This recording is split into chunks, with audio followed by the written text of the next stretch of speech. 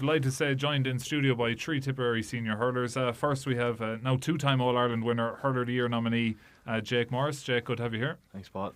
We also, sitting beside Jake, we have Jason Forde, now a three-time All-Ireland winner. Jason, good to have you here. Cheers, Paul. And finally, young Hurler of the Year, Darragh McCarthy is also here. Darragh, how are you? Good. Yeah, good to have you here, lads. Thanks for coming. We're into December now. We're going to look back on the year that was. Firstly, I suppose, Jason, like, how has the last few months been since July? Do you know, are you nearly sick of it all at this stage now, or do you ever get sick of looking back on an All-Ireland winning year? Yeah, it's been busy. I suppose the Cup has done a fair tour around the county now at this stage between schools and clubs and everything like that. But I think everyone has been good with their time, and as you say, like we would have bitten your hand off for it this time last year. So when they do come around, you kind of have an obligation doing these kind of things. So no, it's been brilliant, in fairness. There hasn't been too much pressure putting. We've kind of spread it around between the whole panel, so it is, it's been enjoyable, very enjoyable. Yeah, Darragh, you were in my parish last week bringing the cup around the school. How's that all been going around school to school? Because I'd say you've probably hit nearly every parish in the county at this stage. Yeah, like Jason said there, it's been very enjoyable. Like, I suppose, I think Jake mentioned a few times as well. It's for the next generation too. Like, it's great to see so much delight among all the kids, and it's real eye-opener, I suppose, to what it does to young lads. And I suppose it's really important for players to be at the schools as well to make it that bit extra special for all the kids. Yeah, and you're just about 2 weeks, I'd say, back from your team holiday in Cape Town. How was that kind of, Jake, that kind of week or 10 days that you were down there? Yeah, it was great, Paul. It was a really enjoyable trip. To cap off a serious year for us all. I think it was a place now that catered for all. Like, you know, it was a great place to go to. Everyone really enjoyed themselves, and like I said, it was kind of the last bit of a time together as the group for 2025, and then I suppose the medal presentation, and now we're actually very focused on turning the page now and getting back to focusing on the first round of the league in early January. Yeah, it's kind of weird that like it feels like it's coming up already, but we'll spend today anyway looking back on the year, and we'll look forward to 2026 in the coming weeks. But I saw a few you did skydiving down in Cape Town. You were one of them, Jack, right? Yeah, I did. Yeah. How was that? Oh, it was savage. I was delighted I'd done it now, but at the time, I was kind of questioning myself why I put my hand up for it. But no, I think there was 15 or 20 of us went skydiving in 2 different days. So, look, that's what I was saying. Cape Town really catered for all. Like, there was activities, really good food, beaches, like good weather, safaris. There was just everything to do out there. So, there was a few other lads looking to go paragliding and stuff like that. But the wind, it's very windy out there, so that kind of stopped. But all to that, thank God. But no, it was a thoroughly enjoyable time. And did either of you do the skydiving? No, be for me now. So. We We went to the beach instead. Done a bit of training on the beach. Yeah, no, it's unreal. But like this time last year, you know, you're back training already for 2026 now. But like, if we go back to maybe September of 2024, Jason, were you? I think Liam said that you sat down and had a conversation about the year ahead. Like, looking back on it now, where were you at that time? Were you kind of on the fence about whether to come back, or were you fully there, or what was that conversation like with Liam? No, I was definitely fully there. I suppose, like us all, bitterly disappointed with how 2024 had gone, and you know, when you're questioned like that, and a lot of stuff has kind of been thrown at you, there's only kind of one way to answer it, and that's, I suppose, trying to get yourself back up to the top, or get yourself back to a level where you're doing yourself justice. So yeah, we just had a really honest conversation, and you know, Liam kind of laid it out what the year was gonna be like, and I suppose what he expected from me, and that, you know, we were going to have to kind of up our standards and go that bit extra, and that, you know, it's there if you want to do it, but it's going to be tough. And yeah, just a really frank and honest conversation, and thank God things worked out then for a finish. Yeah, it's unreal looking back on it. But for yourself, Darragh, you come in, you were on the panel last year training with the lads on and off. First year kind of in the panel this year. How did you find that kind of step up to the senior and county grade, particular when lads were putting an extra focus, I'd say, on fitness and that at the pre-season? It must have been kind of a rude awakening into the whole setup. Yeah, I suppose it was a real eye-opener, I suppose, this year the running and the intensity of it was like I said, I know. You're the first one. Still I think I got 6 minutes my first 1.2, but I think it improved after that. But no, the intensity and the standards of senior and county hurling is it's through the roof. But even looking 20s, the standards in every grade now is so high, but especially senior and your accountability and all that, has to be top notch at senior hurling. And if standards slip any bit, there's lads like that's not good enough, and have to fix that. Like, yeah, and like Jake, you're vice captain this year. Like at that start of the year when those hard yards are being put in Clonakilty or wherever you're training early on, do you feel kind of more of an onus that, right, I'm one of the leaders of this group, I need to be at my peak and driving the thing forward even at the early stages of the year? There probably was, yeah, but it wasn't individually. Like, I didn't feel like I had to be doing anything more than Jason or Darragh, to be fair.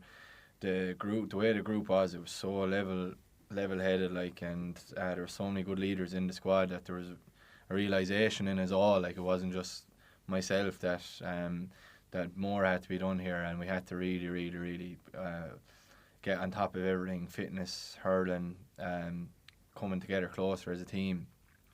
So it wasn't just laid out on myself. Yeah. I played a part in it as much as the two boys did there and everyone else. It was just a real collective kind of realisation that this thing has to really come up a notch or two in terms of importance of in life, like in the steps of what you're doing day to day. This thing has to come up a notch or two in importance, and that was a collective thing from us all. Yeah. And everyone set standards in them early sessions. Everyone pushed himself to the absolute max, and and once we had that work done, we were then able to compete, early in the league, because we had the work done, and that was simply it. Yeah, because Liam was sitting here in this studio last December, and we were talking about how in 2024, you were well bet in a lot of matches for a finish, but when you watch the matches back, 50-55 minutes, you were kind of right there with teams, and then seemed to fall off. So was there like a time at the start of the year coming into this year where you kind of all sat down, you said kind of collectively there and said,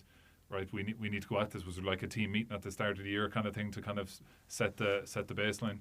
Yeah, look, I think it's been fairly well documented. We had a trip away down to Kilworth Army Barracks at the start of the year, start of, was it 2024, early 2024, start of the 2025 year, late 2024, sorry. Yeah, and look, over the course of that weekend, we were challenged mentally, physically, and honestly, every way we were challenged possibly. And that weekend was the making of the team, because the hard conversations were had.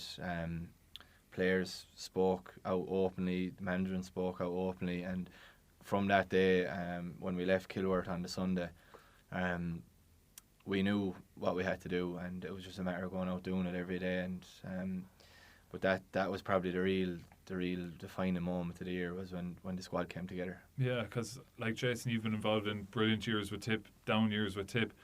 I'm sure the effort is pretty much nearly the same for each year, but with all the effort you put in last year, you didn't get the results. So I'd imagine there was a lot of hurt after 2024. Like, supporters feel a level of hurt as well, but you're the lads who are down there 4 or 5 nights a week putting the effort in. So like this time last year, what was the kind of mood? Yeah, sure. Like the place was on a fairly low ebb after the way things had gone, and I suppose you probably, first of all, you have to just go back and kind of look at yourself and see where can you get better as an individual, and where maybe did you not get to the standards you would have liked to. But like, inter-county hurling is so competitive, and there's such little between all the teams, especially in Munster, that like if you're off any percentage in any given day, you're going to end up getting wiped. And like, obviously this year went like exceptionally well, and we got the reward that we set out to get. But like, I suppose it's been referenced a lot with that game in Ennis. Like, that game in Ennis could have gone either way, and I suppose it was that finishing of the game that we were talking about there, the difference between 2024 and 2025. We finished that game so strong, and it kind of turned the year for us.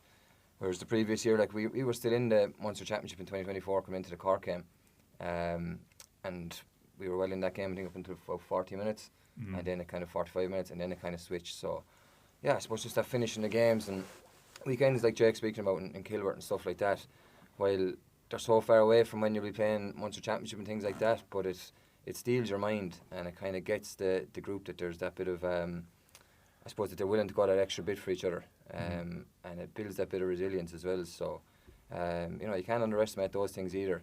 And obviously it built on from there into the training sessions and stuff like that as well, where lads were giving absolutely everything that they had, and I think that all stands to you then when you come down to 10 minutes to go in a Munster Championship game or All-Ireland series. So yeah, that's probably the big difference really. And you kind of got into the league then, and there was a kind of structure of the team set, and there was a familiar, the same lads were playing in the same positions, and you could see the structure of the team building throughout the league. You made your debut there against Galway, really difficult weather-wise day up in Pearse Stadium. How were you kind of going into that now, making your senior debut on the freeze and things like that? Yeah, I suppose I thought it was all about the environment really. You were really made comfortable, and really, I suppose you were really made comfortable with all the players around you. Like, they ensured, it's your debut, just relax. It's just another match. Yeah. Just go out and enjoy it. But you mentioned the intensity, I suppose, of inter-county. That you really felt it in that match. That was a real eye-opener again, of just your lungs blowing out of you like in that, and that was early on in the year, like, so that a lot more work had to go in to get to probably Munster Championships level, and I suppose it did go in after it collectively, like. But yeah, I suppose you'd be nervous enough for it. Yeah. I suppose taking frees or whatever, but sure, that's just the job you have to carry out on the day. But difficult weather conditions, you'd be that extra bit wary on the frees. But thankfully it went okay. It's okay for me, I suppose, and okay for the team on the night as well. And how was it the early season for you? Because you were balancing the 20s as well, and were you kind of predominantly training with the seniors and then kind of going back to the 20s every now and again, or how was that managed? Yeah, it was managed so well. I think Liam and Brendan were, to take their hats off to them for that. Like, we were never make a decision on our own. They were always the decision makers for us. Like, they ensured that, so we got the most out of both grades. Like, but yeah, it was predominantly senior training during the year, and then kind of on match week then for 20s you go back to the 20s for, say if it was a Wednesday game, you probably go back to previous Friday night, and then you train Friday, Sunday, and then be straight into the match on Wednesday. And then sure, it was unreal. Like, it was, you were training, you could be playing senior then on Sunday, and then you're playing 20s Wednesday, and you're playing Sunday again. So all you're doing was playing matches, so it was class. Like, you're getting, it's just matches upon matches. That's all you want as a player, like. Yeah, no, it must have been hard all the same though with all those games. But as we look down through the year, got through the league really well. Mentioned that league opener against Galway, brilliant win against Cork in the league. There was a great win against Clare, with kind of a late comeback there. Was that a draw or was that a win? That Clare game. Darragh Cycling got. Yes, yeah. That was a great result down in Semple Stadium. Got to the league final then. What was the league final? Was a defeat to Cork, 324 to 23 points. What was the kind of feeling coming out after that game, Jake, of that league final? It was another defeat to Cork. We've had a few of them in the last kind of 2-3 years. What was the kind of, if you can reflect your mind back to coming out of Páirc Uí Chaoimh that day? Yeah, look, we were happy with the league campaign, but we weren't happy with the league final itself. Probably didn't lay a glove on Cork that day, and I know it's very easy at the time to say, sure, the Munster Championship is coming around the corner, but we were probably a bit disappointed coming up the road that evening, because there was a national medal on offer. But I think that night again we regrouped, had a bit of crack back up in Thurles after the league final, and 2 weeks later then we knew that this is where the serious stuff starts, and getting a performance and points against Limerick was just crucial. So as soon as the league final was over, couldn't really look in too much into it, because the games are coming thick and fast. So overall we knew there was a lot of positives to be taken from the league. There was a couple of work-ons as well that we worked on between the league final and the first round of the Munster Championship, and then it was hell for leather then again for 6 weeks during the Munster Championship. Yeah, I'd say that 6 week period of a Munster campaign is just crazy, Jason. Is it like just the matches are coming thick and fast? I'd say your body is broke up after a game with the intensity of it. What's that period of time, like those 6 weeks? Is it just kind of all consuming? Yeah, very much so. As much as inter-county life is all consuming, I think for those couple of weeks in the Munster Championship, everything else is kind of in your life is pushed to one side, really, because you're going from the games into recovery, into analysing the next opposition, looking back at maybe what happened the week before and where you can improve, and then what we're going to go after for the next opposition we're going playing.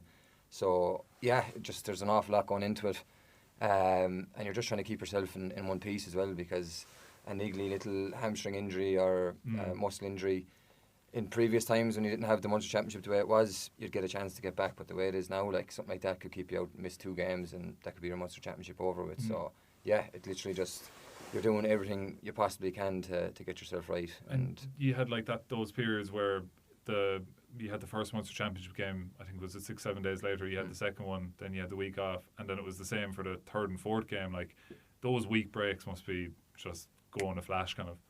Yeah, absolutely. But I suppose that they're the kind of times that you get a chance to kind of, I suppose, let the body recover some bit, and you're getting a bit of work in then as well. That's when you have the week break that the you can actually off, like, that you can actually train. You know, you can train hard in that. Let's say it could be a 15-on-15 game and train or something like that. Whereas when you only have the 6-day turnaround, like, is it just a puck around kind of a like you might be back in till maybe the Tuesday, Wednesday, whatever it might be, and you're literally only doing maybe a recovery run or something like that, and then your Friday is only whatever it is, a bit of a puck round, as you say, 1 or 2 drills, name the team, and then you're into the weekend. So you're not doing really anything in those weeks because you can't. Especially like after that Limerick game, I think lads were just broke up, like. So you had to give lads just a chance to get their bodies right to be able to go again the following 6 days or whatever it was. Yeah, that Limerick game, I'd imagine, that's, that fixture from probably the first night you're back trained, that it's Limerick first in the Munster Championship. That was your championship debut there. We mentioned your league debut there. Championship, Semple Stadium against Limerick, probably a whole another level again. Yeah, I suppose was it 2023 you drew them as well. Yeah.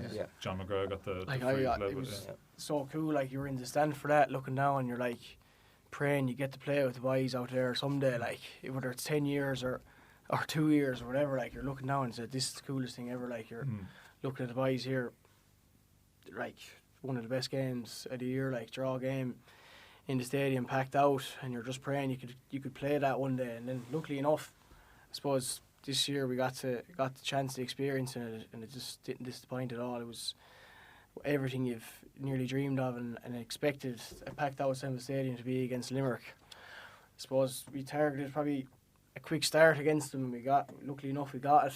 I suppose it just carried on then. The intensity went out throughout the whole game, and it just didn't disappoint. It was probably one of the most enjoyable games we've probably ever played. Like, it was just so cool. The crowd in top of you, the noise, and just an unreal atmosphere of it. Standing over that free, do you remember to level the game? It was just outside of 45, bit of an angle on it, not a gimme, wet day. What do you kind of remember going through your mind when you're standing over that? Yeah, not much actually. I don't know. Just, I suppose, I think Seamus Kennedy ran over to me. He's just said, take as much time as you want, take as much time as you need, compose, and just do what you try to do and whatever. But I remember just taking an extra few seconds, I suppose, taking in the crowd and just taking in. And once you put the ball down, then it's shut down. You're in your own kind of space and your own routine. That's that. You kind of block out kind of all the noise if you can at all, and just go through your routine. And thankfully it went over. But sure, with a slippy ball, like anything could happen. Like, so luckily enough it went over. That routine is nailed down at this stage. Like, during the season, how often are you practicing frees on a given week? I don't know. You probably spend most of the time before or after training, mostly after training, I suppose, and then maybe if you can a couple of days during the week as well. I suppose a lot of spare time you have outside of training is probably going down to frees and probably shooting as well. Like, I suppose that's probably the main thing you have to do is put the ball over the bar. Like, but obviously work rate and all that comes into play. Obviously, is the biggest thing. Yeah. But I suppose after training you'd be practicing them and during the week too. Like, it's probably. You would on to the field and tune. Like, yeah, exactly. Would you like to be like on your own at that? Yeah, I would. Bag of balls? I would. Yeah. Electricity bill is through the roof down too. The lights on the backfield so much, but Go ahead. past the 10 or 11 o'clock at night you could see him out there. And that only happened a few times now. No, I know it's nice to be on your own, just in your own headspace. Like you would be in a match nearly, like just trying to block out everything, trying to keep it as familiar as possible to a match. Yeah, that Limerick game, Jake, like a lot of times the last couple of years we've been ahead of Limerick at half time, and then they kind of have blitzed us in the second half at different times. The fact that like it was nearly set up to happen again, we were winning at half time and they had come back, gone into the lead, but you toughed it out and you got the point. I'd imagine a lot of kind of momentum, and it was probably a good dressing room to be in maybe after that match. Yeah, sure. We were very aware of the third quarter blitz, I suppose, that was coming, and that was the difference between this tip team in 2025, was that no matter what was thrown at us, I think we would have stayed plugging away till the final whistle. In other years, I don't think we could have said that with much conviction. So we knew we had the juice in the legs to go 70 minutes with anyone toe for toe. So, and we felt like we had a good squad as well. Our squad impact, our bench every day was impacting massively. So Conor Bowe had a big impact that day actually when he came on. I think he 7 or 8 tackles or something outrageous when he came on. So the feeling after that then was great, Paul, because look, if we didn't get a point out of that, it's kind of a bit of a sucker punch, because we felt like we went toe to toe with them and deserved something, and but luckily there's no luck about it. Darragh was always putting over that free wet ball or no wet ball, so the feeling then I suppose was, you have a point on the board early days, and I think that was a big one for the Tip supporters as well, because whatever we'd done in the league is the league at the end of the day, and we'd shown a bit of championships form against Limerick, who were such a good team. That probably gave the supporters another bit of a boost and said, yeah, look, we're liking what we're seeing here, and they're a good, honest team, and they followed us down the road then to Cork the following week again. So it was important. That Cork game, like the build up to that, it was kind of coming off the league final. Places sold out, red everywhere, going down, bit of a cauldron. 60 seconds in there, I'd say you get that red card and you're walking off the field. Like, reflect back on that time for you. Like, very difficult, obviously, for you walking off the field like that. Noel McGrath comes out to help you off, but in that moment, reflect back. What's it like for Darragh McCarthy when I think it was Johnny Murphy flashed the red card? Yeah, you don't. No one wants to be me in that situation. Like, it was probably the worst feeling, probably experience, obviously on a hurling field. Like, it was, you wouldn't wish it on anyone, to be honest. You wouldn't wish getting a red card on anyone, but you're just thinking, what have you done here? Like, you're just, why did I do that? Like, but it's just, even think back now, you're still like, jeez. And like walking off, like, I'd imagine the place was full of Cork supporters. They're probably cheering and jeering and everything. Like, you can hear all that, and you're sitting in the stands. Like, it's not at the end of the game where you can hop into the dressing room and go home. You have to sit down and watch. And I think there's three goals gone in the first 15 minutes. Like, reflect back on that for me when you're sitting on the in the stand. Yeah, even when you see the red card coming, you're walking over to the ref and you're like, it couldn't be happening here. Like, it couldn't be, and you see the red and you just want the ground to swallow you up. And then you trot off then. And do you remember what Noel said to you or anything, or Liam, when you were walking off? I don't know what Liam. Go in and sit down and shut up. I don't know what Liam said. No, I don't know. But Noel just said, don't mind him, don't listen to it. Obviously you can hear it, like, but he just tried to ease it a bit, like. Sure, only farm trotting over and Liam there as well. For all the boys after are so supportive, but when you see the few goals going in, like, you're crying when you go off, and then you see one goal, and then there's more tears coming. And then you see another goal, and then the whole bench is full of tears nearly. But you just see it, and you feel like you let down the boys, and that's what you do. Yes, that's what you've done. Like, but after the game, then it was just all support and whatever, like, and get back on the road and back down to Ennis for the boys. And that was probably where the under-20s come in to help you. Got to play, I think, you got to play a game in between the two. On the field when that happened, lads, Darragh gets sent off. What's your reaction? What's your communication out there? You're down to 14 from the very start against this kind of powerhouse Cork team at home. What was that like, Jay? Sure, I suppose the game plan just went out the window. Yeah. And to be honest with you, it was actually probably a blessing in disguise, because we had planned for a game plan that day that was similar enough to the way we actually set up in the All-Ireland final. Right. And we didn't get to do it because we were a man down. So everything happens for a reason. Look, when Darragh went off then, I think they had a +1 back there, and Cork are hard enough to face with 15 men, let alone 14, so I think we struggled. But look, we actually, again, in the dressing room after, like, the way Liam handled that situation, and everyone supported Darragh, like, there was no one feeling sorry for themselves or anything like that. It was, whatever happened, we'll win together, we'll lose together, and Liam set the tone on that straight away, and he flipped it, and it was all about Clare coming away. But I actually think we stayed plugging away that day, you know. Yeah. We went tit for tat with them nearly the whole second half, and coming away, it was a small, like, it wasn't a moral victory because we were after getting hammered, but it was almost like, you know, we didn't die in each other today, lads. We stayed going, and it was tough. On other years, maybe we could have got beaten there by 30 points, with especially the run they got in us in the first half. So to be fair, everyone plugged away till the very end, even though, you know, the odds were against us. But coming away then, we still believed in ourselves. We were like, that was just an off day. Like, there's nothing more you can do about it or say about. That's a really good Cork team, and hopefully to God we get to meet them again down the line. But it was very, very much flipped on the do or die battle then down in Ennis. What could we do? Only turn our attention to that straight away. Yeah, and I remember the kind of press conference after Liam was kind of like that. I nearly walked out of that press conference thinking, you know what, that wasn't too bad. There's something there. So he handled that very well. Those kind of 2 weeks then, Jason, was that lead up to that Clare game.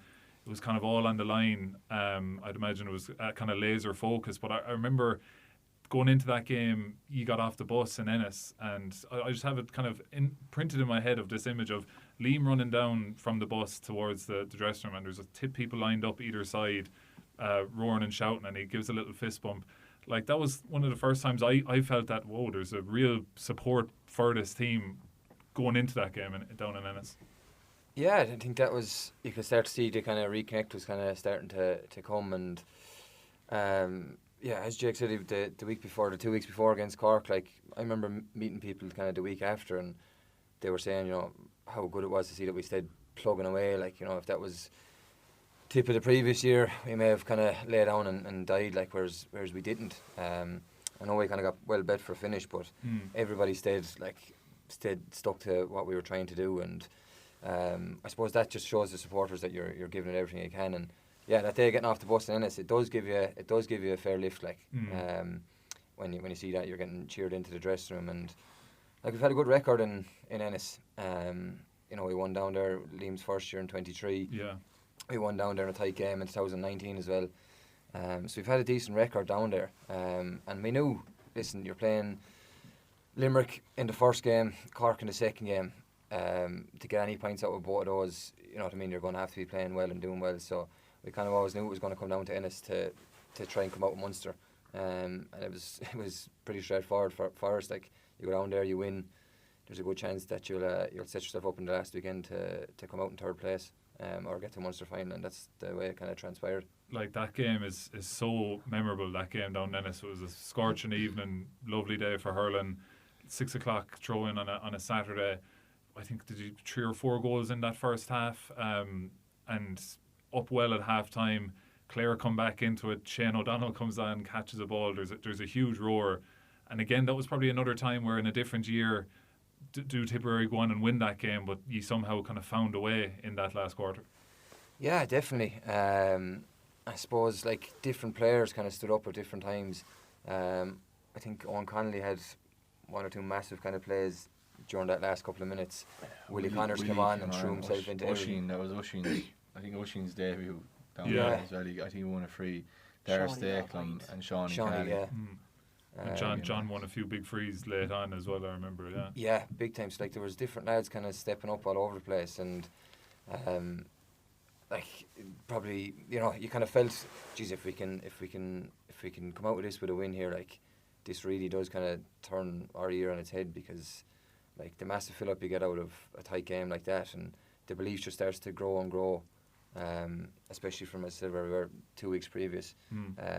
It was massive. You can't understate how big of a game that was. Yeah, and like that game as well, Jake.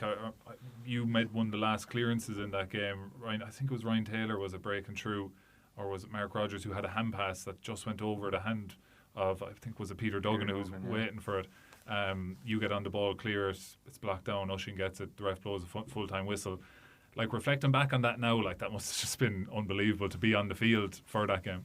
Yeah, it was a topsy-turvy game. I'll never forget the roar when Shane O'Donnell came on. And he caught that ball. It was deafening.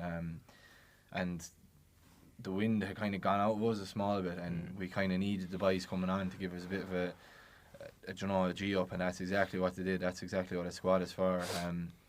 But the feeling after that game was excellent, because, like, for example, Craig Morgan, that was his first win in the Munster Championship. I watched it back today. Craig actually falls to his knees. Yeah, and there's like, we haven't won a game in Munster since 2023, since the down there in 2023. Is that right? We drew.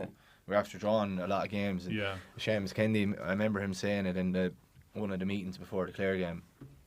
But he's like, there's no more victories this weekend. We need 2 points. We need a win, and that's it. Like, so that's exactly what we had to go for, and the feeling after that was unreal. Just even for all Ushin and like all the younger lads that got their first wins, and it was just massive really for the group. And look, at the end of the day, it didn't really make a difference if we didn't go on and beat Waterford the following weekend. But I suppose it allowed us the opportunity to play in our own backyard to get out Munster. And I think it was referenced after that game where everyone was a bit happy in the dressing room. I think some lads were looking around like, we haven't won anything here now, we have to calm it down. But I remember it was said, lads, enjoy this tonight, and tomorrow we'll focus on Waterford. So that was the way we but it was unreal feeling down there coming out of it, because they're like, I know they were missing a few, but they're still very, very strong team, fair hard to beat. Especially, I know we've a good record down there, but they're getting nothing easy off them, and it was just a massive win for the belief really came up in the group after. Yeah, it's kind of the easy thing to pinpoint as the turning point of the year, the sliding doors moment, even because you were suspended that day there. Andrew Ormond kind of came into the team, and look what he went on to do in the year as well. So it was a real sliding doors moment for the team. The Waterford game then, if you look at it on paper, what was the final score? 130 to 121. It seems straightforward, but again, that was a last quarter kind of a victory. They came back into it, and that was Ushin who came on and got the goal that day. So that would have been your first win, let's say, on the field with the lads at the senior grade in championship. It would have been. Yeah, like again, it was scorching day in the stadium as well, and it was probably more or less packed out. But like I said, that score was a 130 to 121. Was that it? It didn't feel like that at the time. Like, they got a goal after 10 seconds. Yeah, they were 1-3 up, I think, weren't they? Yeah, 1-2 yeah, up. 1-2 or 1-3 you up. got a point, Jake. You had to run around the referee. Yeah, we got a few settling scores. Jake, and I think Jake probably picked off our first probably 2 or 3 scores. Yeah, you got a sideline, Jason, early on in that game as well. Yeah. And Andy had a massive first half that day. He was all over the shop. Yeah, we picked leaders probably stood up that day and got us going. Did we go in probably a couple of points up at half time? Yeah. Probably 2 or 3 points up, and then I think we went up probably 5 or 6 in the middle of the second half, and they brought it back to a point, like. Yeah. And you're thinking like that was down in it, probably the boys were up 9 points at half time, they bring it back to a draw, and then a couple of boys stand up, Sean Keely gets a point, and that's kind of what happened again. And I think Noel came on, Darius Lakem popped it out, and we go. I think that brought us up probably 2 or 3 points again, and then they might have came back down and get a score. But it was kind of topsy turvy the whole time again. Like, and then it's probably 3 points up. Then Reece gets a puck out, and we kind of launch it down the field, and then get the goal. Then that kind of settles it. Then like Ushin taps it away. He made. I don't know how he actually ended up getting it. Was he kind of turned around in a circle, and then it was unreal finish. He made such hard work, but probably middle enough hand pass for me. Like, pass, it was Celtic enough. Kind of went up over his head, and he done well to catch it. Like he kind of went around and then knocked the goal in, and that was class finish.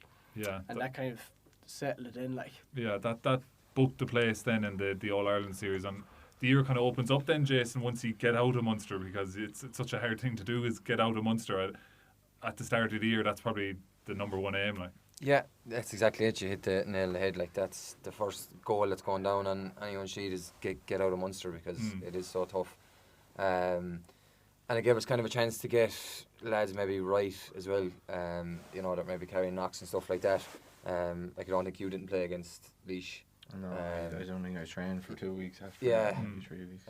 One or two other lads that were nursing a few knocks, so it kind of just gives you a chance to get those lads right. Was it 3 week break? 3 weeks. Yeah, like 3 weeks. So like, you got to do get a bit of work into lads then that needed it as well. Get a right bit of training into us. The A versus B matches were, like, you know, at a good standard as well, because places were up for grabs, like, again. And you kind of seen that throughout the year, like, different lads come on to the 26, different lads came in and out of the team. So I think everybody felt they kind of had a chance if they went well inside in the stadium. Yeah. Liam was going to give them a chance, like, and he did show that with the panels he put out and the teams that he put out. Yeah, and you mentioned there, Jake, just about, like, you didn't train for those 2 weeks. You were injured. It's probably not known to the extent, but you were kind of struggling with injury for a lot of this year. And just kind of getting your body right for games by the sound of things. Yeah, I had an issue in my Achilles the week before, or the training before the league final.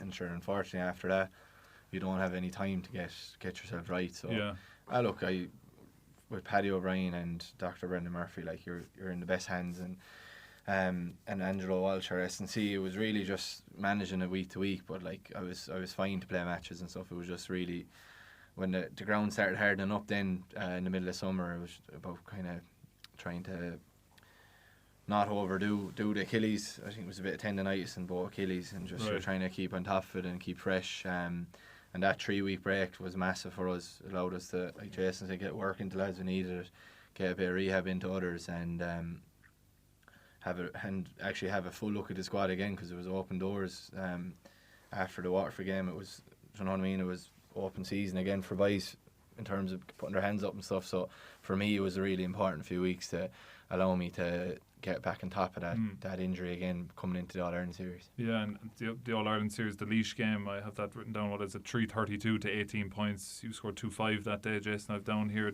into the quarter-final against Galway, 128 to 217. That was Oisín O'Donoghue goal again. Noel played that lovely ball into him, and that was the ticket then into the All-Ireland semi-final. And, you know, for a lot of lads on the panel, it was the first time playing in Croke Park. Darragh, for you, going up the roads to play in Croke Park for your first time, I think, as well, what do you kind of remember in the build-up to that All-Ireland semi-final? Yeah, I suppose you're so excited. I'd never been to Croke Park before that. Go away, you've never been? No, maybe if I was 3 or 4 years of age, maybe. But go away. So did you get there at all? Were you there at all before? Joe not bring you up now? No. I might have been there once now. I don't remember. Yeah, but even in the build up to the game, you didn't say, right, I might go up and have a look at the place. No, I wasn't going driving up. No, he wasn't allowed onto the field. They freeze. No, it was so exciting. Sure, it was like you've been looking at teams in the past, like Paddy Maher and Shamie Cannell and all them lads. And boys, semi-final in 2019 and final in 2019, you're looking at it like, wow, looking at that. Hopefully, it might be able to experience that one day. And it comes along, and I suppose you just have to take it moment by moment and stride by stride. But it was so exciting, and we came off the bus that day, and the crowd up above in the the back of the stand, roars on. That gives you some lift, like. That was unreal, the effort. They didn't have to do that at all, like. Effort that goes into that, and that gives you shivers nearly walking in along, and it means so much to people then, like, that gives you another eye opener, like, we're not here just to say, wow, we got Munster, fair play to us, like, we're going to go and try to win this, like. Yeah, that was an unbelievable day, because the Camogie team were playing beforehand, and they won it in extra time, and there were 60,000 odd there, so like, he went through a parade and all that as well, so he had that experience as well at the semi-final stage. Like, first time a parade around Croke Park is probably a memorable enough thing. Yeah, I suppose it was priceless looking into the final then, like, you had that bit of that feeling of what Croke Park is like, and I suppose it looks so different on telly, like, you don't, it doesn't seem as big when you play on it, like, it looks a lot bigger on telly, I think, anyway. Yeah.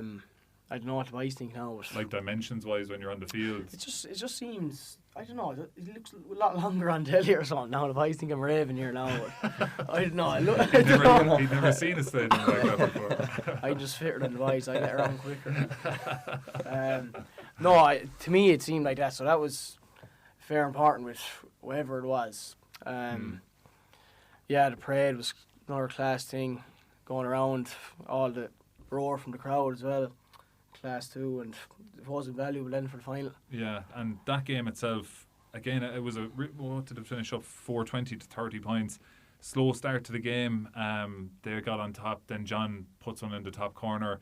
I think the second goal was your goal. You broke through. I'm pointing at Darragh here.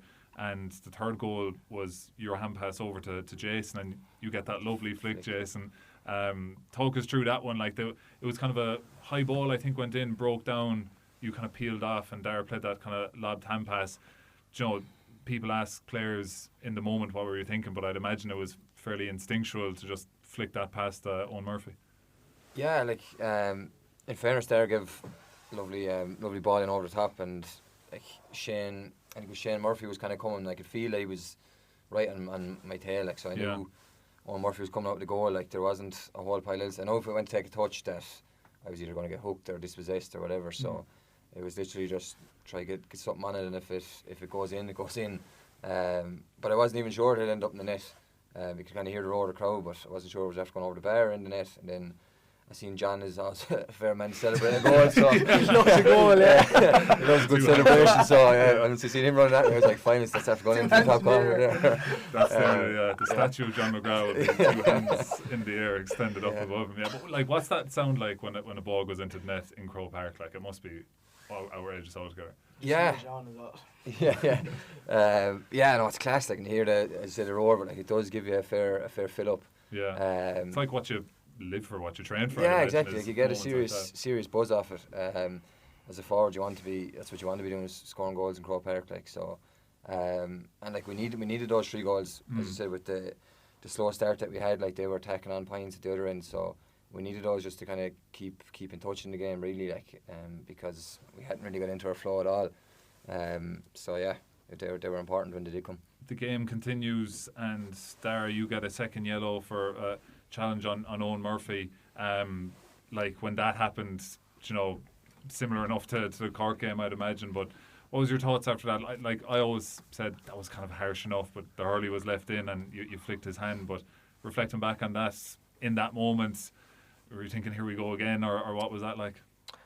Yeah, I suppose you pay the price for a loose hurley nowadays. Like, it was silly. Like, shouldn't have left it in. Should have justified. Should have been cute enough. As he warned me in the dressing room at half time, like, you're on yellow. Like, so you had some fear. I just wanted to stay on the field and walk around the other side, and sit and stand nearly rather than go near Liam at that time. But it happens again. You're just like, what am I doing? Like, what's wrong with me? you're saying, Agreed. You're just thinking that I've done it again now, and all the years training and all the hard work and everything, all the bonding is just thrown out the window there. For me personally, you're just after letting down the boys, and everything is thrown out the window. You're after getting sent off. And I was walking off, and Jake just put his arm around me and said, "We'll win it. Like, we'll go." Yeah, I was going to ask why, because you were right there, and I think one of the Kilkenny lads was having a right laugh at you after you got the red card, and Jake, you come over and kind of helped Darragh off and said a few words. Yeah, he just said we'll go and win it. Sure, lads thought Kilkenny lads were being genuine, but they were saying, everyone thought they were saying how hard luck. They were just saying, laughing at you. You deserve it. Like, lads thought they were real genuine, but no. And J.O. was there as well, and he was saying we'll do it for you as well, or whatever. But you're not thinking that at the time. You're just thinking, we having a hope. Like, we're going to lose now. Like, just in fairness, like, it turned the game because the boys got such oxygen off it nearly. Yeah. The roar, the crowd got really behind. So we went 2 down, did we? Before were we 2 down when that happened? I remember when it happened. Were we 1 down, or was it? The time of the red card, I'm not sure, but I remember you definitely were down a point or 2, and you get a point where Andrew Ormond flicks a ball over the top, and you put it over the bar, and you kind of turn back and wave your arms. I'm talking to Jake here now, and wave your arms up in the air. I felt like that was a big moment to kind of get the crowd, and the crowd were really up for it at that point. But you probably knew, right, this is down to us up here to make this work. Yeah, I think was there 10 minutes left, was there, when I got that score, and I remember just looking up at the scoreboard and just thinking, right, like, we've loads of time to feel sorry for yourself now after the game. But like, we were there in 2019, a few of us were there and experienced that, and like, unfortunately the way hurling's gone, like, going with an extra man, like, you're not always guaranteed to have an advantage, like, because whatever way the mindset is, you kind of almost, you've a +1, so you kind of take the foot off the gas a small bit, and then when you've 14 men, everyone is just like going around like maniacs, so we set up, once we got our shape right, we had 2 inside, we pulled everyone else back out the field. I think I went inside, and we had fresh legs on out the field, and we were set up really well, and we played really well. But that, I remember at the time just giving a bit of a roar back to the boys, just to say, like, oh, come on boys, like, this is there for us. Kind of like body language thing, like. We're well in this game, we can do this, like, we've done it before, so we've trained hard for it all year. We have the juice and the legs to go do this for the next 10 minutes, and like, we knew, like, if we did manage to get our nose over the line, that would be massive for us coming through that battle against Kilkenny. So that was, again, a really good test for the team, and coming through it, yes, we were full of confidence after that. Yeah, Jason, when Darragh went off, you to take over the frees, from memory, the first couple were out on the sideline, kind of underneath the stand, and then you got that point from play. I think was that to go into the lead, and Dorman plays a kind of a hurley pass back out shot. You're on the sideline on the 45 on your left, under the Hogan stands. Just unbelievable score. But how did you feel in those moments now, like standing over those frees? You hadn't hitting a free all day, and your first couple are out on the sideline in the last 5 minutes of an All-Ireland semi-final. Yeah, I just remember Noel was after coming on, and he just shouted into me that you're on the freeze from now on or whatever. So yeah, the first one was kind of corner 45, I think, or roughly around there. But yeah, just like, you just try to get into your routine. Would you have been practicing it much in the lead up or anything like that? Not a whole pile. I suppose, like, the lads would have said, like, stay tipping away and practicing a few, like, because something could happen if Darragh gets injured or anything happens, you know what I mean? Yeah. I'd take them in the Clare game, and when he went off in the Cork game, so I suppose you're kind of, they just said to stay hitting a few, like, that you keep your eye in, but no, I wouldn't have been hitting a huge amount, but yeah, you just try to get into that routine.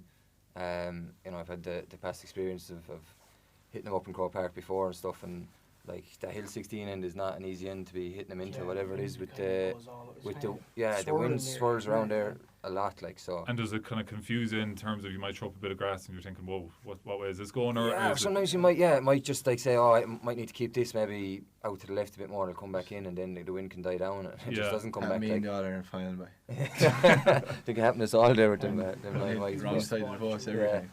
But I was just trying just bang through it, and as I said, just stick to the routine and just hope that they do go over. And hitting frees in Croke Park, like, when you're hitting frees, are you, like, do you look at something behind the goals and think, right, that's my kind of line, that's my target? And is that completely different in Croke Park compared to, like, up in Dala or down in Toon? Like, it's very different.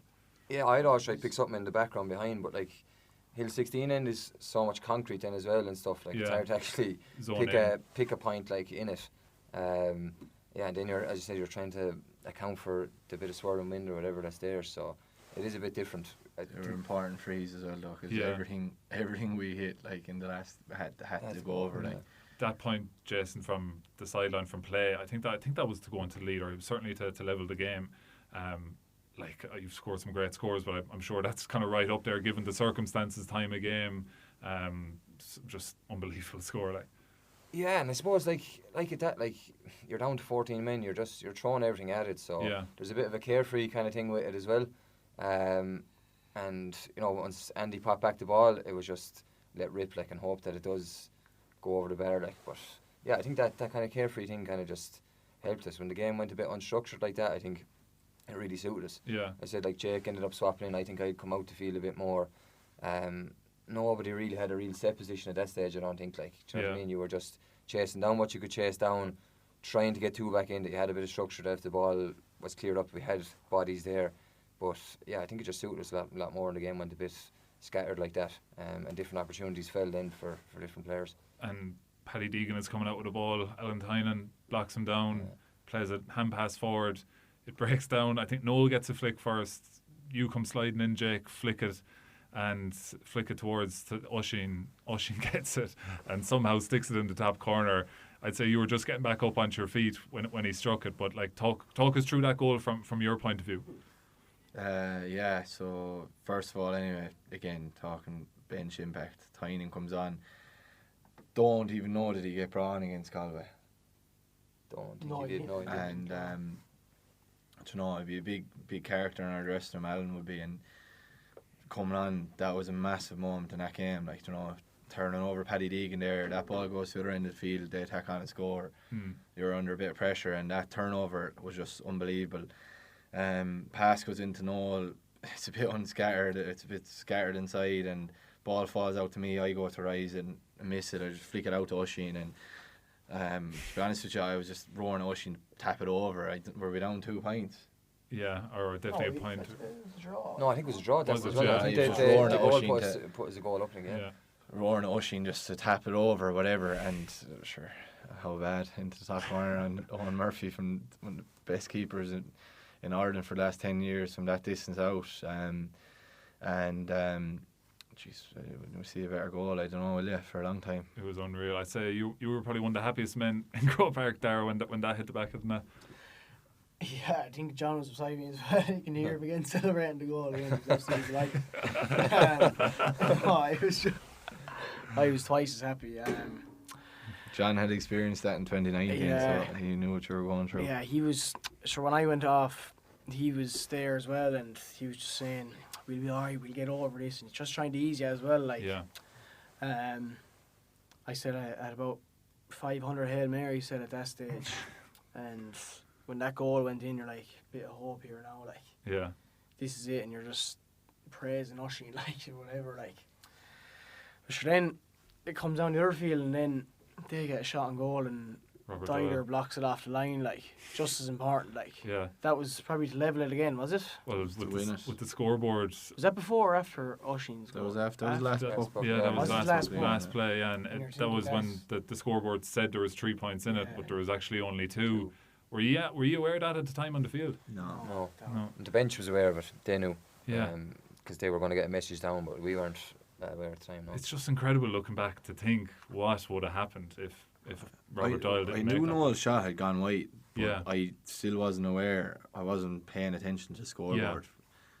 So I don't think when you're that, even the Kilkenny boys, I'm sure. Sure, it could have went both ways too. Like, they could have got a goal, and if it was the right scoreboard, they'd be tapping it over. Like, you know. Yeah. And they could have bet us then. Like, so there'd be 2 arguments either way. Like, Oh well, look, we sat back as well. Like, on a 3 point, Yeah. we thought we had a 3 point, so you're obviously naturally going to drift back and protect the goal. So, but saying that, no, to be fair, they did have a couple of chances where they could have flashed them over. So yeah, it's just unfortunately mistakes happen in all walks of life. Yeah, and dressing room after that game, like, I'd imagine absolutely buzzing.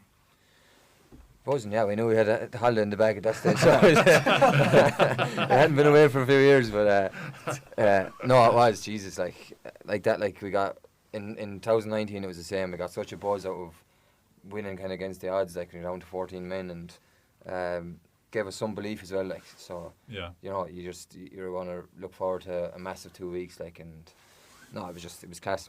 But like that, I think we were very aware as well that, like, you know, people nearly felt that, oh, you've done so well, you've got to a final. Do you know what I mean? If you don't go and win it now, it's not the end of the world, kind of thing. That, do you know what I mean? You've done well to get this far. Yeah. And there was very much, wasn't there, after that, like, exactly the whole 2 weeks was nearly meeting people.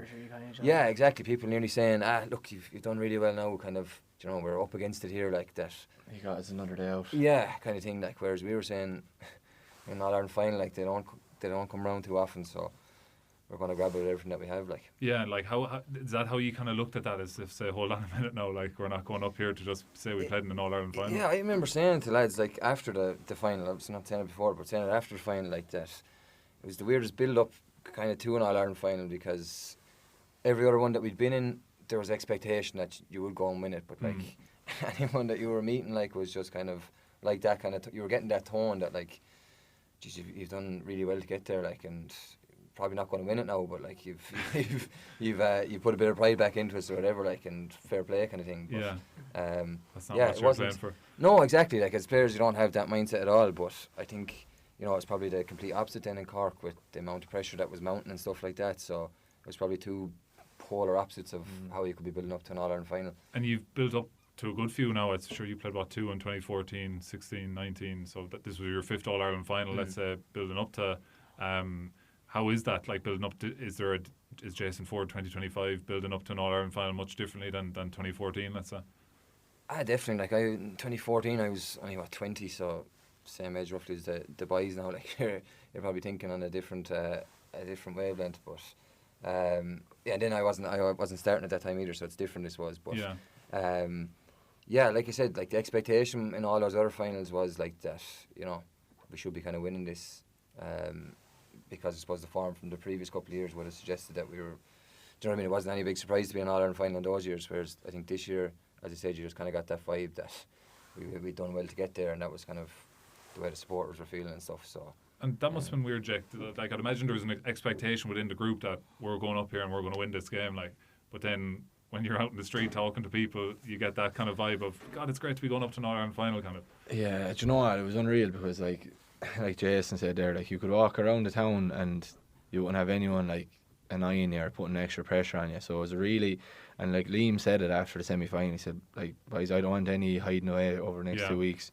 We'll get the tickets sorted, the banquet sorted, the suits all out the way Tuesday night, and you're to enjoy the build-up for this game. It's an All-Ireland final, you've worked hard to get here, and I think all of us did, we enjoyed the whole process. There's no one going places they shouldn't have been going, but we were able to enjoy it without having the massive pressure on us that I suppose Cork had, where they had a lot of weight on their shoulders down there, and with us up here, the expectation was so low from everyone outside our group that we were actually able to just enjoy it that bit better. And it was really actually nice run into the All-Ireland final. It was 2 weeks instead of 3 weeks, which I think 19 it was 3 weeks, which was a big difference, it was on you all of a sudden. It's the exact same process as any of the other games we played all year, but really nice build up going in. But look, the amount of All-Ireland medal winners that we have in our group that people forgot about, like we were going up to the All-Ireland final like 100% going to win it. Like there was no moral victories on All-Ireland final day. Like you're in an All-Ireland final, you go to win it, and we felt like we'd experience in our dressing room to go and get the job done. And with all Darragh and Sam and all these boys, they've won so much coming up along as well.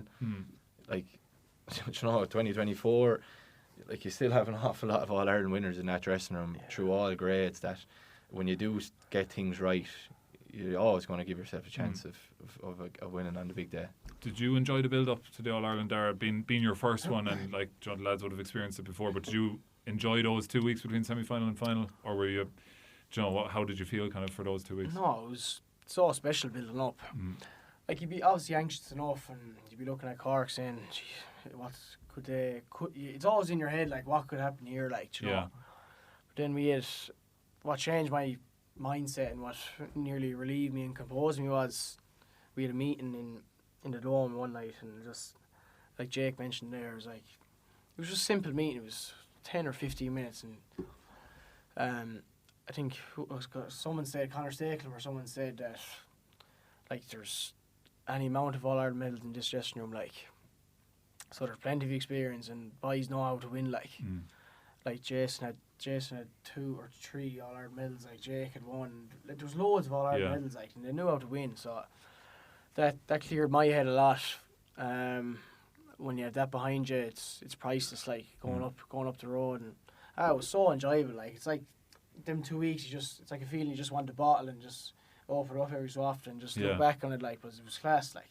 Did you practice freeze more for those 2 weeks or anything, or to keep it the same? No, actually, I didn't. It's nearly slacking off in the freeze at that stage, because you have so many hits. You're just trying to just refresh it back in your head and just need to relax. Even some days you get caught up in it too much, and you might be hitting freeze the night before a match, and it's just probably just doing too much then. Just even Dave Harry was mad about, and Carl Sheridan was mad about our psychologists winding down like and taking time away from when you're away. So that played a big factor in the 2 week build up for me. Going into that game as well, the fact it was Cork, and last game against Cork you were sent off early. Did you have to kind of battle anything around that? Do you know, were you kind of expecting, right, is one of the Cork lads going to try and give me a dunt here early to kind of test me out, or did you kind of have to prepare yourself for anything like that? I think it was only for the people around me, around them. A couple of weeks I don't know where I'd be, but Carl Sheridan was unreal, and obviously Liam Cahill was second to none the way he managed everything with me as well. But Cahill was unreal. I met Cahill a few times, and it just I probably won't go into too much depth about it now. It was just so simple the way he kept everything, and he just kept me on my toes, kept my head clear for the final, and he kind of made a few little tweaks in my preparation and for frees even, just and in general play as well. It was just simple little tweaks made a big difference for me, and for all the boys and the people that had around me made it that bit easier for me going into the final. The freeze in the final, with your routine, Joe, it's a very, Joe, it's not like you put the ball down and just take it straight away. You go through this routine. It gives the Cork crowd on the day a chance to kind of jeer and try and put you off as best they could. How did you kind of manage that side of things? Because, Joe, that's not something you can replicate down in Tipperary. Or maybe you can get a load of lads in. No, Carl did an interesting stat that he looked back on matches previous 2 or 3 years and said, he more or less said he did obviously a lot of work with it, and he said the longer you take on a free, the higher your chance is the ball going over. Right. So he fed that into me for a couple of weeks, and he ensured that I was hitting, I know it's a long time, probably 17 or 18 seconds over a free, and I knew going into it was going to aggravate people probably, but a few words with me in training over there one day, do you remember? What do you mean?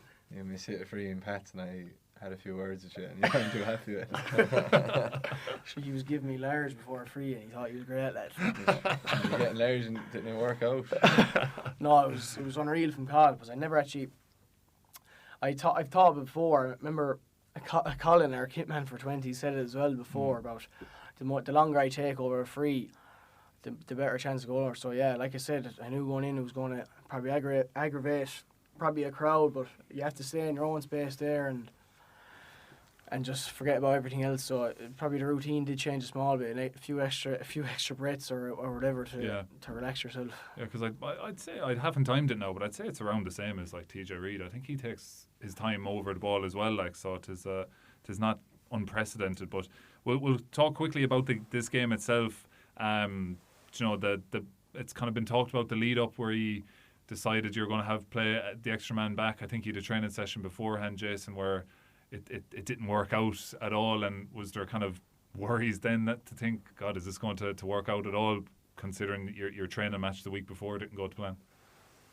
Yeah, like it was always going to take a bit of tweaking, and then like the B team or whatever you want to call it, they knew like that we were going playing with it as well, so it's kind of easier. It does throw up a bit of a different dynamic, but do you know what? No, I when they came up with that and they said it, I was like, right, we're game ball here now, because like you take the league final and the championship game down in Cork, like the goals were killer. Like I think 3 goals in both of those games came in the space of maybe 15 minutes, something like that. Like, and no matter how well you're hurling, like if you're shipping goals like that, like you're in serious bother. Like, and when they said then that Brian was going to be kind of the free man, like so used to playing that role with UL and like such a stick man as well, and an athlete to cover ground, you knew like he was going to play it down to a T, like that he'd get on lots of ball, and when he's getting on ball on the front foot, like it'll open up channels for Jake to be able to run into, that he'd put the ball in, or for Darragh or whoever. So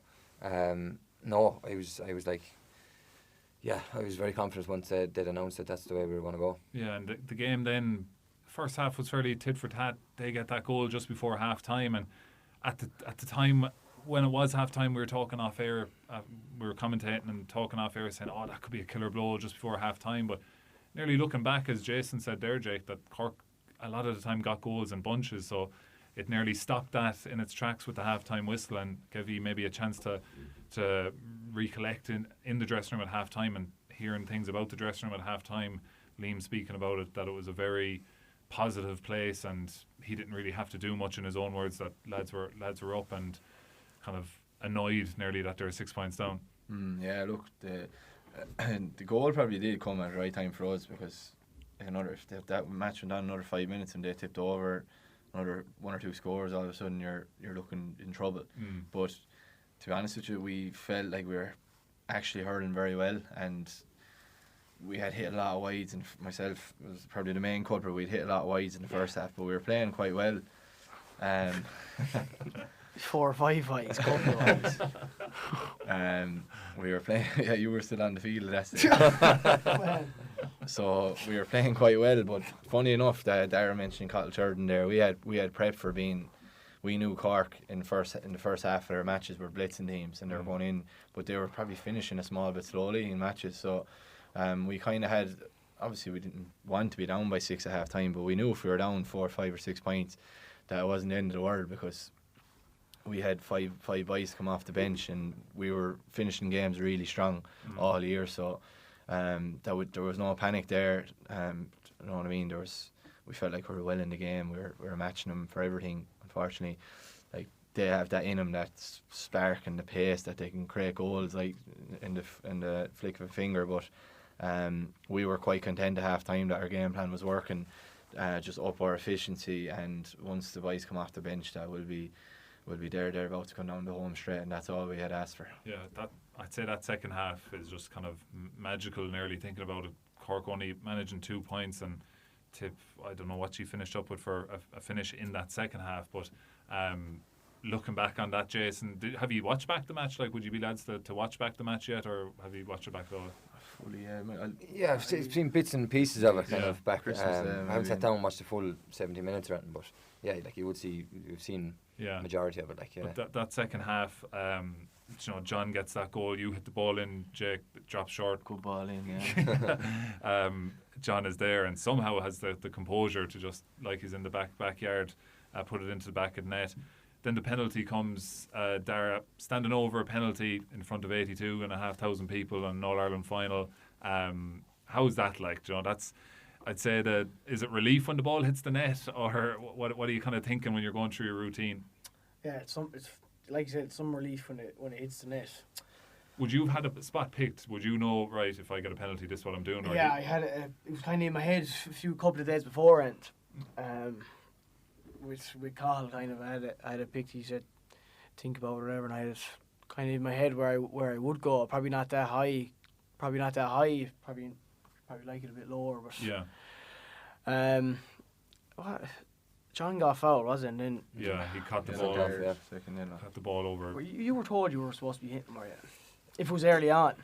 Yeah. That was kind of my conference good enough. A bit of a mad one, all right. So was there a discussion on the field between the two of you?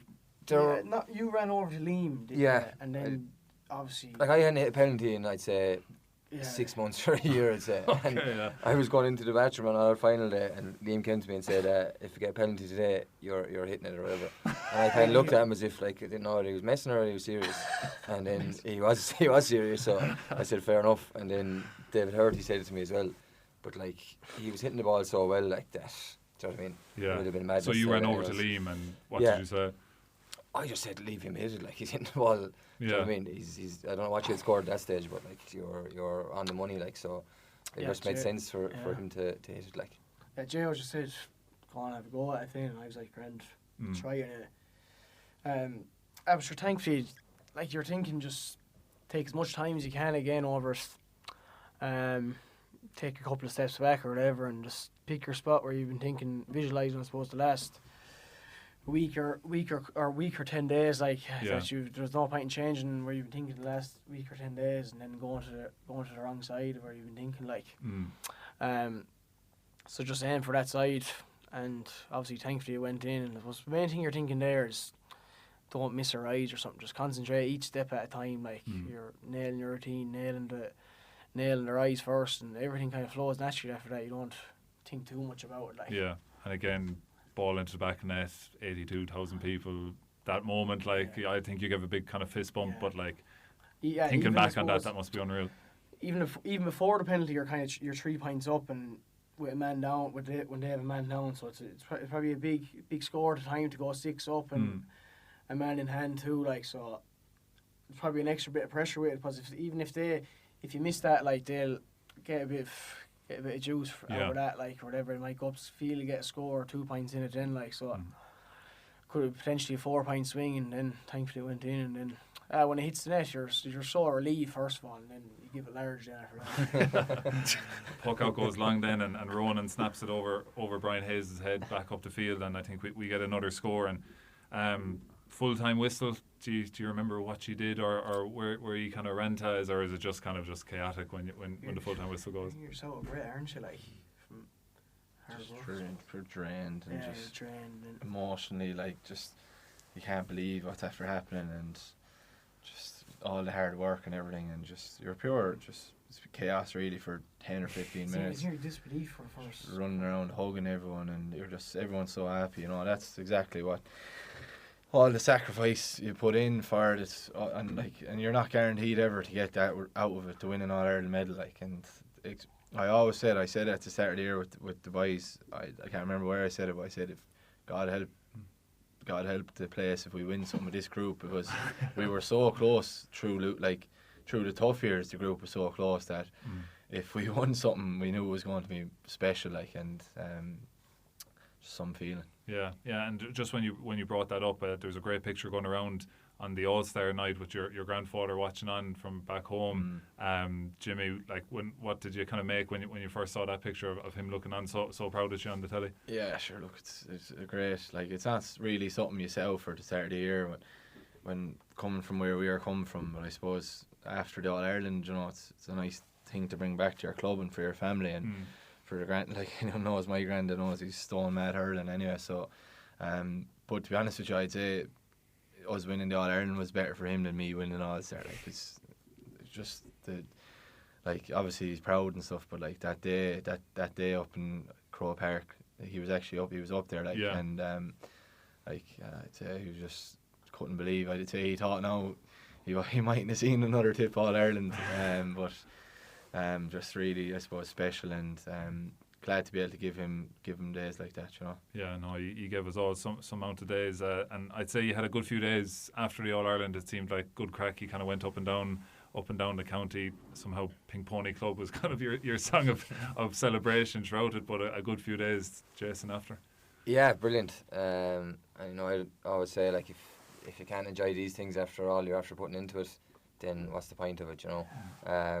I think even the day here in Nina, like, crossing the 44, there was a big kind of collage of a video put together, and you know, if you're ever in need of a pick-me-up, you go back and look at that. Like, it was unreal day with the castle in the background, and everybody made the trip up. Like, it was unreal. Like, do you know what I mean? With the way the last couple of years gone, you didn't know whether you'd ever see one of those kind of days again. So, no, it was the week. It was class. So that was 2025, lads. How do you kind of maybe come back down off the high, and you're back in the trenches, I'd imagine now, back pre-season training?